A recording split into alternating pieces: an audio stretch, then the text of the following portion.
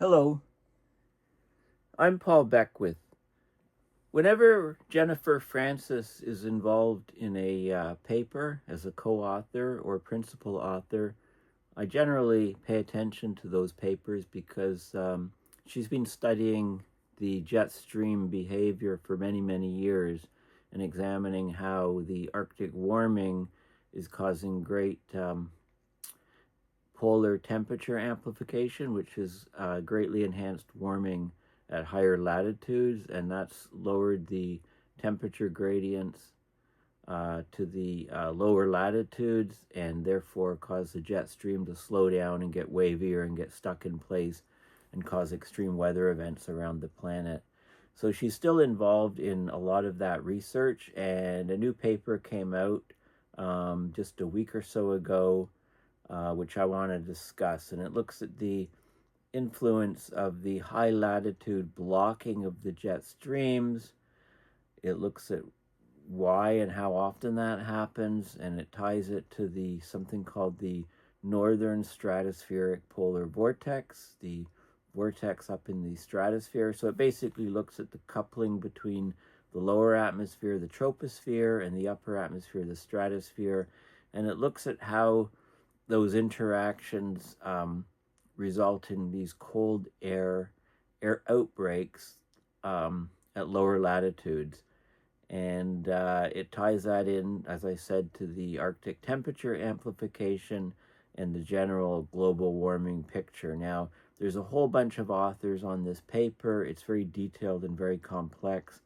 I just want to bring your attention to it and talk about some of the main findings of it, although I'm not going to go into all of the details because it gets involved quite a bit into the physics and so on.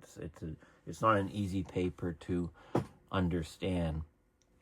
So let's just remind you of what the the basic layout of the atmosphere movements. Here's the equator here. We've got hot humid air at the equator rising up, and it goes up into so this is a cross section through the atmosphere. The hot air, moisture laden, rises up. It cools as it goes to higher elevations, higher altitudes, and then it also moves towards from about 0 degrees to about 30 degrees north, 30 degrees south, where it descends to the surface of the Earth, and the cycle is completed by the movement of air horizontally near the surface. So you get this, what's called a Hadley cell, both in the Northern Hemisphere and Southern Hemisphere. The air is descending at the surface here, so you get a high pressure area in this region. And you get another cell connecting to it where you have descending air causing the high pressure here, and the horizontal movement of air, warm air, is this way.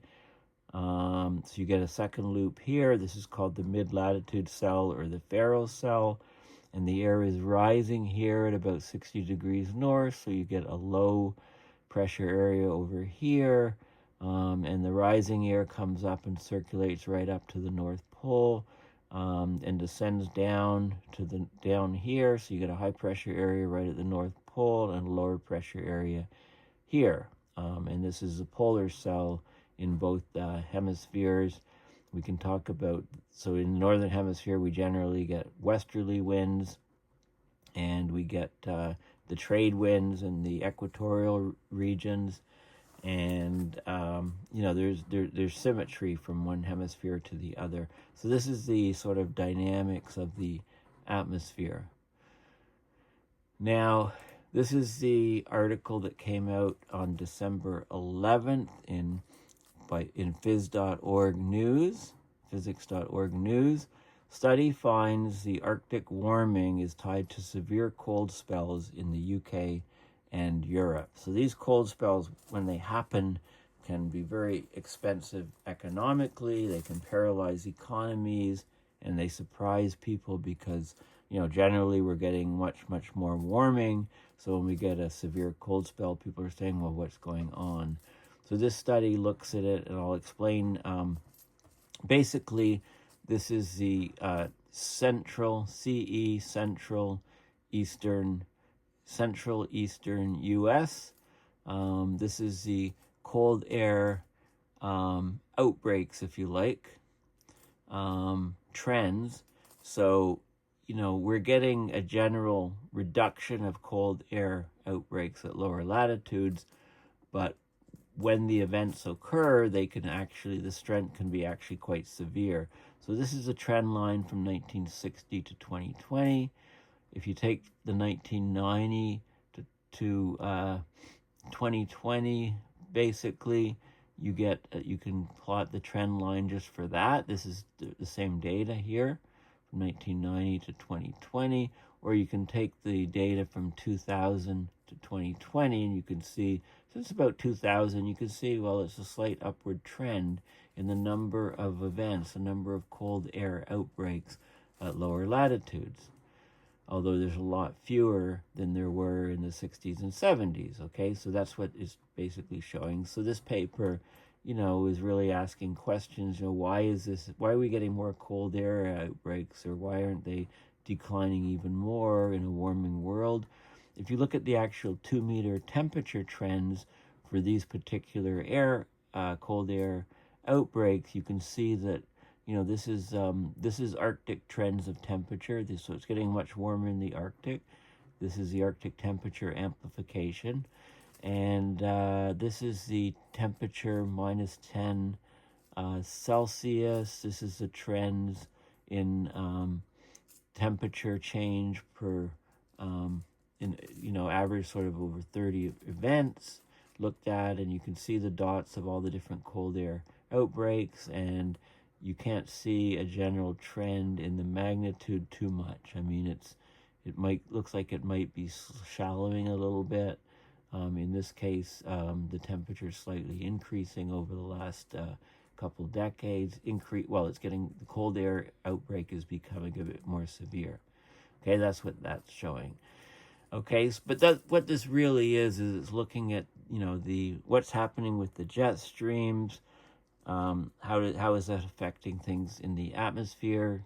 Particularly these cold spells, and how is that tied to the stratosphere, to the stratospheric polar vortex? Okay, so there's a whole team of scientists that are doing this. The climate expert from the University of Lincoln, UK, is the lead author. Basically, and Jennifer Francis is the second author, as I mentioned. So we're getting continued rapid warming in the Arctic, this temperature amplification of the Arctic, which you can see. And that rapid warming in the Arctic can be linked to severe cold air outbreaks in the UK, in parts of Europe, as well as in North America and Asia. So this study that was just published finds that paradoxically, despite abnormal warmth globally, and especially in the Arctic, these outbreaks may continue and perhaps even become more frequent across the Northern Hemisphere. So this paradox is occurring because the Arctic region is warming several times faster than the globe as a whole. That's called Arctic amplification. And the sort of Arctic amplification overall right now is about a factor of 4. So the Arctic is warming about 4 times faster than the global average.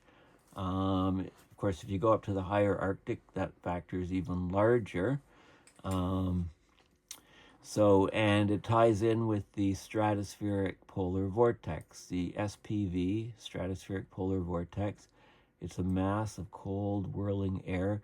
It forms high above the Arctic surface, up in the stratosphere, and that's in response to the large north-south temperature difference that develops during the winter. So generally during the winter, the temperature gradients are huge. We get a very cold Arctic, so we can get a very strong, cold, whirling air mass called the stratospheric polar vortex. But sometimes we can get a weaker vortex. That happens periodically, and it may have become more common in recent years, and the weaker polar vortex can influence the jet stream that flows lower in the atmosphere and further south. So it contributes to the disruption of the jet stream, and that can generate these meteorological blocking conditions, where you get the very strong ridges, very strong troughs, and they get locked in place, or blocked, if you like.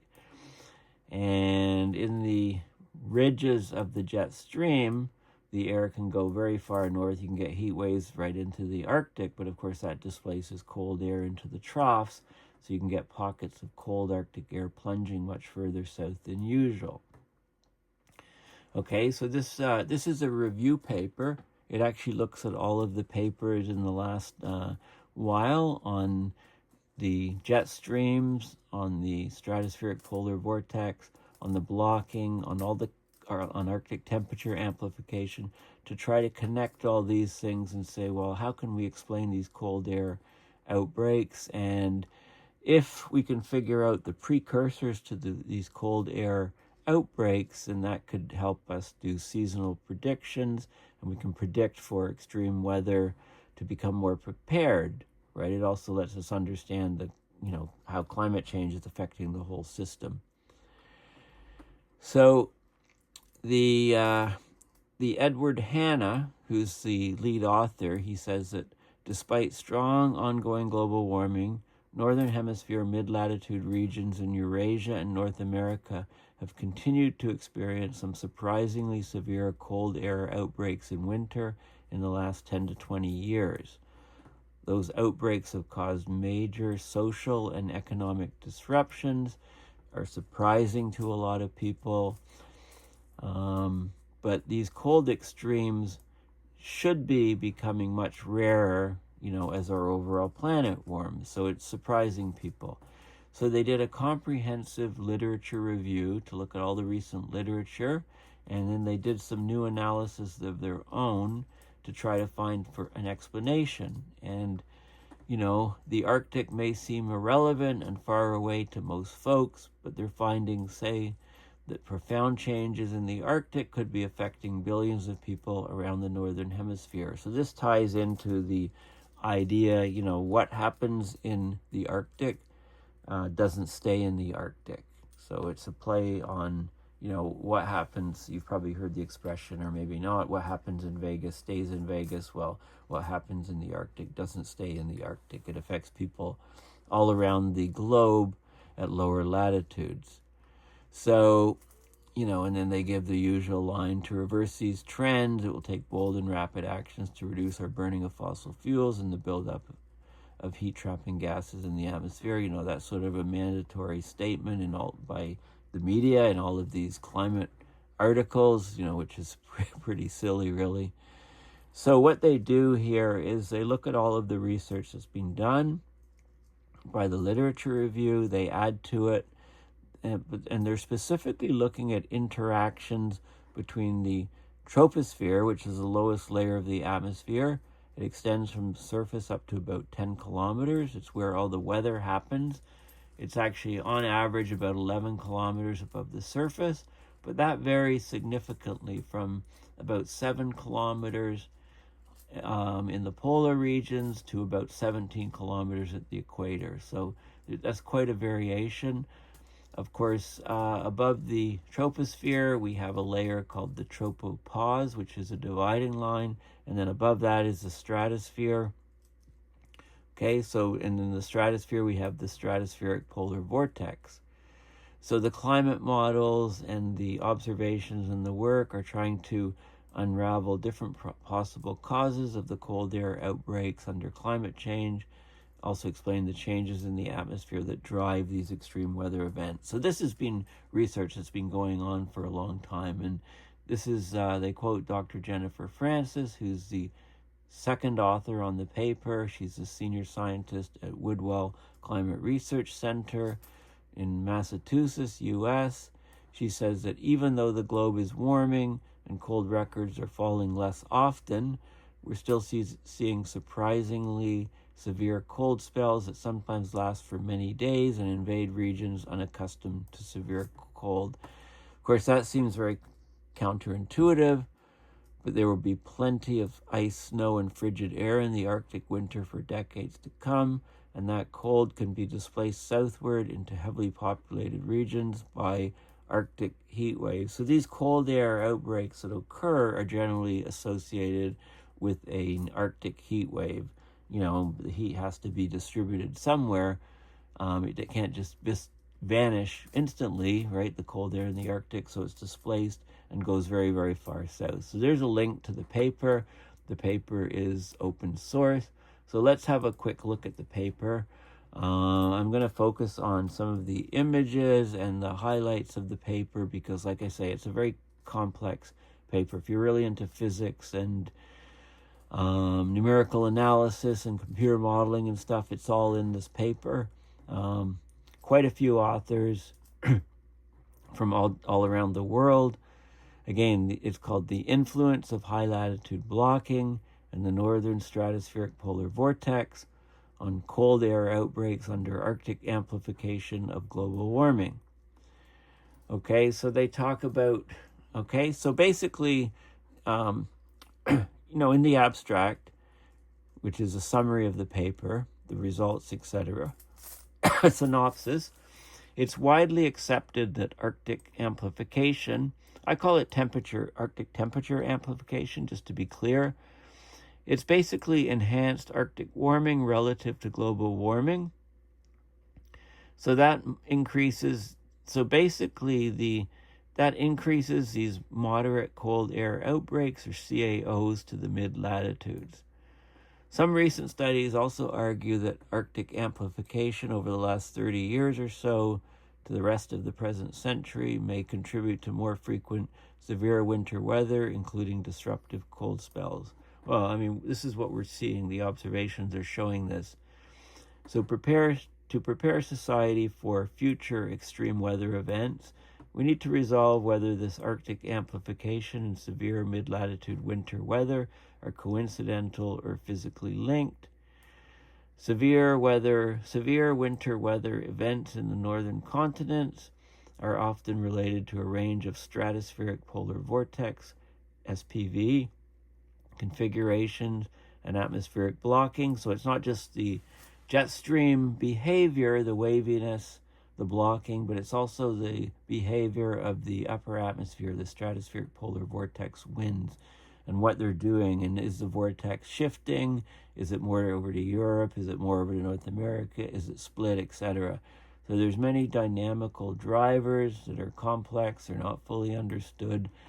And you can tell because this is a very complex paper. And if we fully understood the mechanisms, it would be a much shorter paper and it would be much easier to understand. Because it's not, that's a sure giveaway that they don't understand. They're putting out a lot of different ideas, but they don't fully understand what's going on. So they reviewed recent research advances and different models and paradigms, including a nonlinear theory of atmospheric blocking that helps to explain the location, timing, and duration of Arctic amplification, mid-latitude weather connections. They looked at the polar vortex and the symmetry in the zonal direction, the intraseasonal variation in the polar vortex, the southward migration of the vortex over continents, most notably Europe and Asia/Europe and North America, and the impacts on the surface weather, the troposphere weather, the jet streams. So they basically get a better understanding in this paper of the stratospheric polar vortex variability, the stretching of it, the interactions between the stratosphere, the upper atmosphere, and the troposphere. And those interactions, we don't know a lot about them. The interactions have remained mostly hidden, they say, in the predominant research focus, which is on sudden stratospheric warmings, or SSWs. They look at two-way coupling between the polar vortex and the blocking highs, so the jet stream blocking, looking at local surfaces, etc. But a better explanation is still not there, and that's why the paper is so long and so complicated, as I said.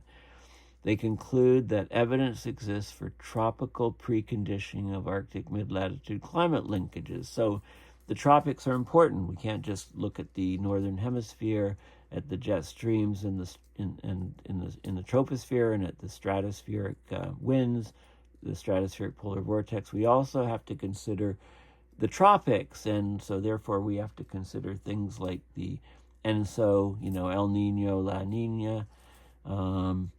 We have to consider something called the MJO, the Madden-Julian oscillation, and also the QBO, quasi-biennial oscillations, which are tropical behaviors, if you like. So they're using large ensembles, climate modeling, so running climate models many times with slightly different parameters, running different climate models, combining everything in a large sort of ensemble to quantify the atmospheric variability when looking at the response of these cold air outbreaks to Arctic amplification and sea ice loss. Of course, sea ice loss we know is changing the reflectivity, changing the albedos, and that therefore changes the amount of Arctic temperature amplification. Okay, so, and they say, they give a number for Arctic, Arctic temperature amplification. They say that accompanied by a rapid loss of Arctic sea ice in recent decades, the Arctic's warmed 4 times faster than the global mean anomaly based on observed data since 1980. Okay, so despite this Arctic amplification, a surprising number of historic cold air outbreaks have occurred in the U.S. and Eurasia, the frequency of which may even be increasing regionally during the period of Arctic amplification. In 2021, 2022, 2 of the deadliest and costliest U.S. natural disasters were related to extreme cold events and/or heavy snowfall, according to the NOAA, National Oceanographic and Atmospheric Administration, National Centers for Environmental Information. Now, this is a government group that is threatened by the new administration coming into the U.S. who say they're going to get rid of NOAA. Well, who's going to collect the data? Who's going to get the data on from the National Hurricane Center data is from NOAA. NOAA does tremendous stuff. They have tremendous sources of data on climate change. So, they might try to hide the data, but they're still going to suffer the consequences in the U.S. We need that data. Hopefully it can shift over to universities if the government actually destroys this. So also in January 2024, there were cold air outbreaks with record and near record low daily temperatures. That was associated with an amplified jet stream configuration, so amplified in the north-south direction. A stretched stratospheric polar vortex occurred, so it means the polar vortex went over central USA and Scandinavia, and these severe cold air outbreaks caused socioeconomic impacts like economic losses, travel, energy disruptions, and fatalities. Okay, and there was a lot of media attention, like in the New York Times, Washington Post, BBC, etc., on these cold air outbreaks. So the purpose of this study is to find out what's going on with these cold air outbreaks. So let's just have a look at some of the figures. So they look at the Arctic amplification, they look at trends, they look at trends in cold air outbreaks, and they look at the jet stream behavior and blocking in mid-latitudes when that occurs. Okay, so the trends in the cold air outbreaks are given first in this figure, which I've already shown you from the press release. So it's basically, there's a robust warming trend in the Arctic. This is from 1960 to present, and then 1990 to present, and then 2000 to present. You can see that there's still, each of these areas, you can look at the slope of the curve and compare it, very high slope. It's actually a little bit higher in this decade, and it slowed down a little bit in the last decade. And you can see the temperature of the cold air outbreaks. It's cold, but maybe it's not. You can't see a real clear trend on here. It seems to be decreasing slightly, getting slightly colder. The cold air outbreaks are slightly colder temperatures, but not a huge amount of change. The number of the cold air outbreaks is the trend. The overall trend is there's fewer of them with global warming. But if you look in the last, if you look from 1990 to present, it's almost flat. A slight increase from 2000 to 2024 in to now in these cold air outbreaks. So what's going on? Okay, well, they look at the trends in the Northern Hemisphere high latitude blocking. As the jet stream slows down and gets wavier, there's more and more of these high latitude blocking events, and when they occur, they last typically for 1 to a few weeks. So that can lead basically to heat waves in the Arctic and cold air events, cold air outbreak events in the lower latitudes, which then affect lots and lots of people. So now there is a nonlinear theory of blocking that's applied to the Arctic mid-latitude weather linkages. Okay, so that's basically tying the jet stream in. There's a lot of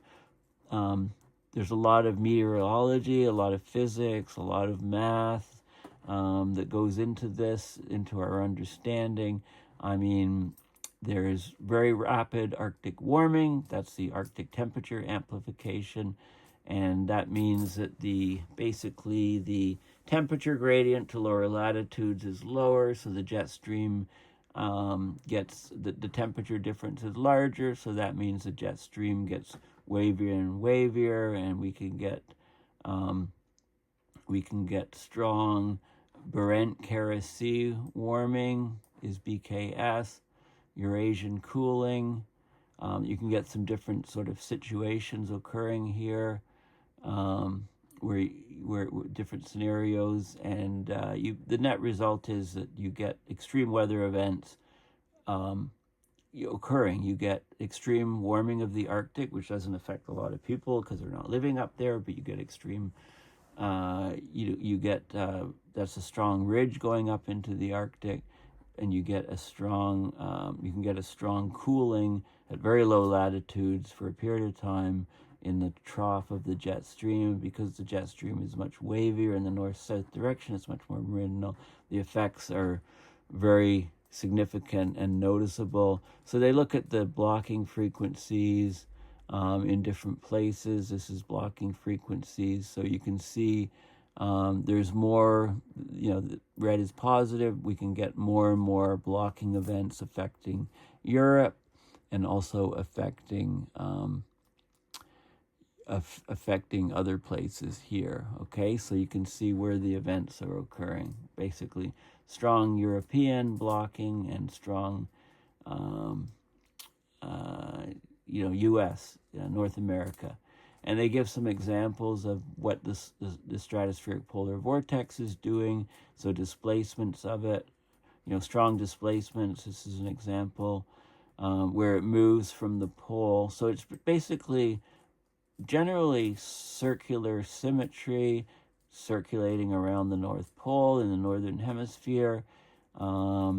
It can elongate and stretch and basically, in this case, it's displacing it. It's moving from centered around the pole to the north of North America and the West Greenland region, and it caused a cold air outbreak in the eastern U.S.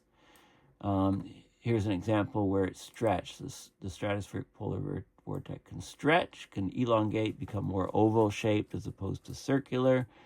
So it's zonally asymmetric, and when that happens, we get typically cold air outbreaks in Canada and the U.S. east of the Rockies.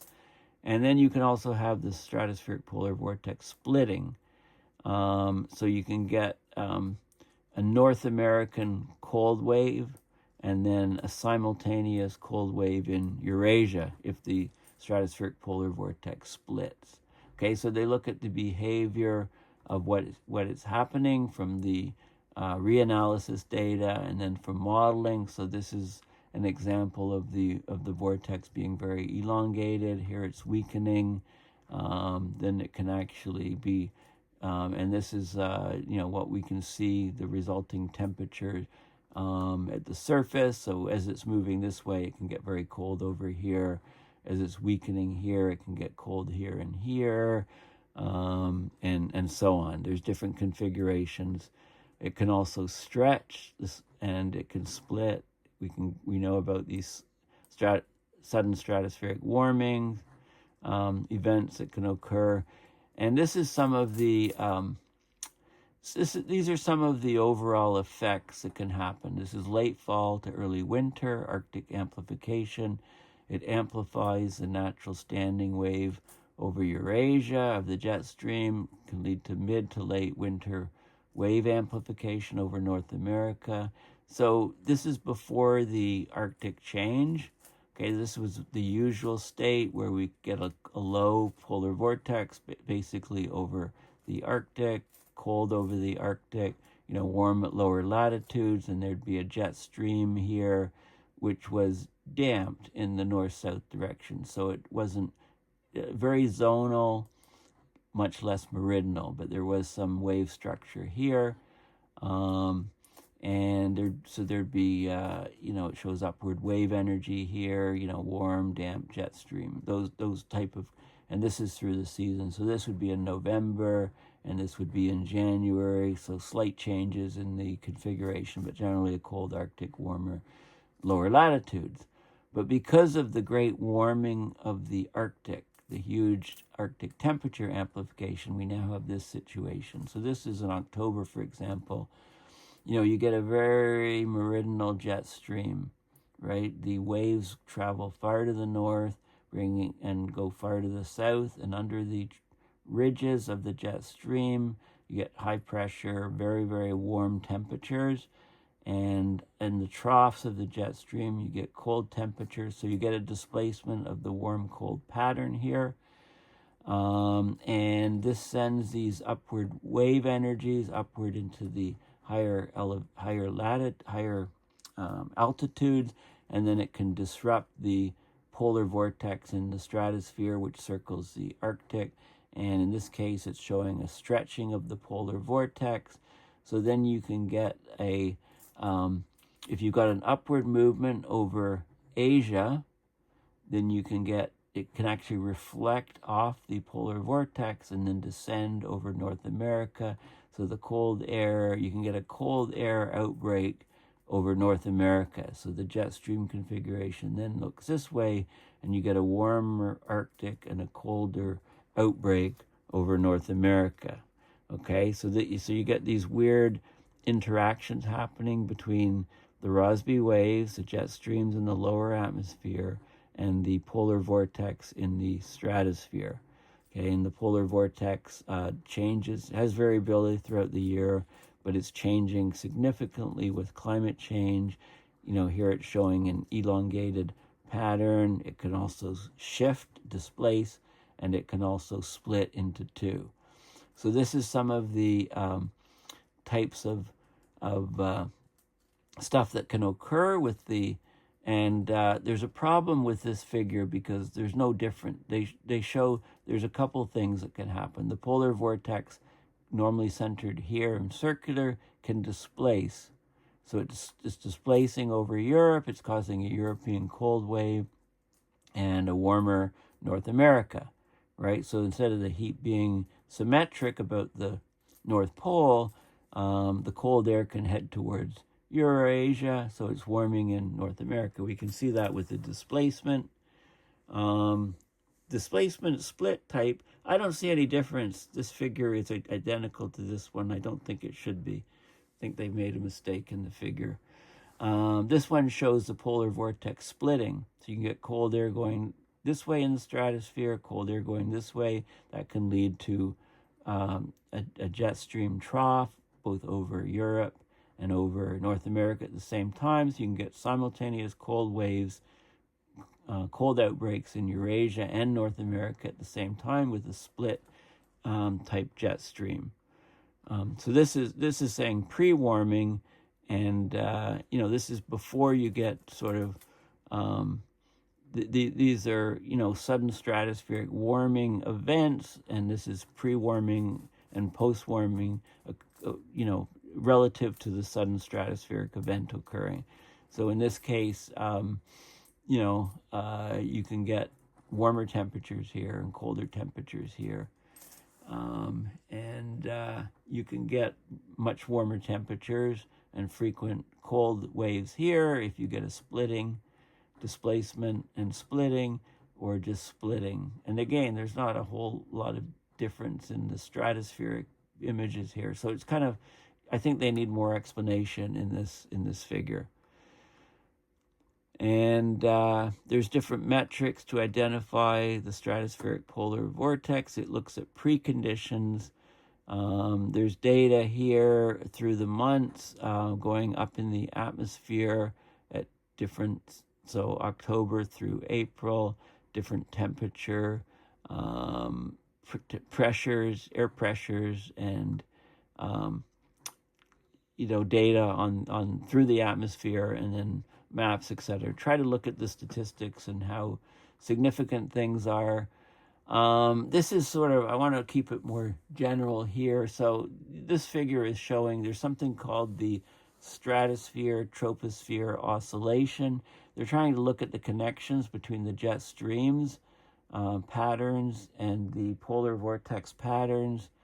So you in the stratosphere, it's like stage 1. This is Eurasia, North America. You have these, this is up in the stratosphere. You have zonal asymmetric pattern of stratospheric polar vortex variation, so it becomes asymmetric.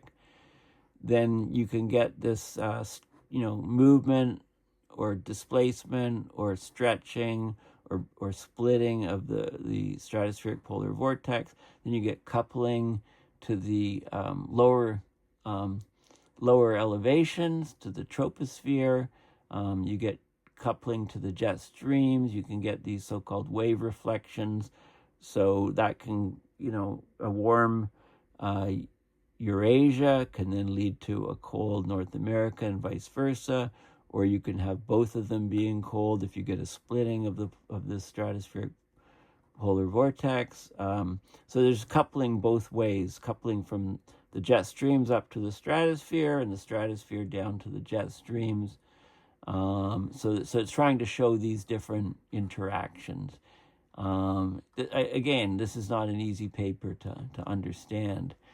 And then they talk about the tropics, the role of the tropics in Arctic mid-latitude climate linkages. So they talk about the quasi-biennial oscillation, the Madden-Julian oscillation, and the ENSO. Most people have heard of the ENSO. These are modes of the tropical atmosphere and ocean variability, may have teleconnections with Northern Hemisphere climate. So they're looking, and then they talk about the changes of the Hadley cell, the Faro cell, the polar cell, and how that can change the patterns and propagate up into the stratosphere and change those patterns. So they do look for connections, and they find some connections between the tropospheric processes and the what's happening up in the Arctic. Okay, and they did lots of these large ensemble climate model simulations, lots of different model runs of the same model, lots of different models run with the same data, trying to ensemble or collect everything all together. And they found that there's still a lot of disagreements of influence of the atmospheric Arctic amplification, unclear causal relationships in observations, different assumptions in modeling experiment. So they've created this, polar amplification model intercomparison project, right? And there needs to be a lot more study using this to tease out what's really happening. The effect of the sea ice on the Arctic amplification, which then, how does that affect the jet streams? How does that affect the stratospheric polar vortex, etc.? The different forcings and feedbacks is a highly nonlinear system. Okay, and they talk about big gaps and things that need to be researched more. And, then I'll just go to this map. So this is an overall schematic of the Arctic mid-latitude weather climate linkages in a stratospheric polar vortex and high latitude blocking context. So blocking from the jet streams, basically. So some of the key features are Alaska blocking. Okay, so when blocking often occurs over Alaska, or over Greenland, or over Scandinavian, or over the Ural Mountains, and there's sea level pressure interactions. There's also North Pacific sea level pressure. There's the Barent-Kara sea ice concentration. There's a Northern Pacific sea level pressure. There's different, there's sea ice concentrations important. There's something called the eddy heat flux, denoted by this V prime, T prime. Primes are usually derivatives with respect to time, so there's this factor. Then there's the stratospheric polar vortex interacting with these, and then there's effects to lower latitudes, to the tropical patterns of the QBO, the MJO, and the ENSO. Most people are familiar with the ENSO, less so much with these. Okay, but basically what they're saying is that everything is connected to everything else, and we really have to give you a complex paper, which is difficult to understand because we don't understand it fully, and we're just trying to throw all this stuff in there at you. And when we the public and you and I will know when this becomes much clearer and figured out, because then we'll have like a 3-page paper clearly explaining what's going on. But this is kind of the process of how the science is done. I mean, I shouldn't downplay this. It is quite complex, all of these different things. So what they do here is, this is a review. They look at how Arctic mid-latitude climate linkages are influenced by nonlinear blocking, by different modes of the stratospheric polar vortex variability, moving beyond the current predominant focus of this SSW, sudden stratospheric warmings. These linkages are preconditioned by multiple tropical modes of like ENSO, MJO, QBO. They need very large climate model ensembles to be run many times to understand what's going on. They're looking at different blocking, SPV changes, the vertical coupling between the troposphere and stratosphere, connections to the cold air outbreaks, impacts, right? I mean, what they're basically trying to do in this paper is say, well, look, how do we predict when cold air outbreaks are going to occur, because they're so important. And that gets back to the deeper understanding of how these different things are interrelated. Okay, so that's the gist of it. And I just want to go back to the beginning, because it says they did the literature search used something called the Web of Science. They looked at a relatively short time period, 2020 to 2023. They did a search in the Web of Science. You mostly have to be at a university to access this. They searched for Arctic and mid-latitude and jet stream or polar vortex, right, using those terms. And just in this short time period, they got 75 references and a few more from other sources. So there's a lot of active research going on how the Arctic is affecting the jet streams, how climate change is affecting the Arctic sea ice, the Arctic temperature amplification, and the mid-latitudes, and how it interacts with the jet streams or the polar vortex. So it's a very active area of research to try to figure out, what is going on. Okay, so I thought it was important to discuss this paper and bring it up, even though, if any, it looks like it adds more questions and more confusion to actually what's going on than clarification, but it's still an important paper to make people think about these things. So thanks for listening. Please go to my website, paulbeckwith.net, and donate to PayPal to support my research and videos. Thanks again, and bye for now.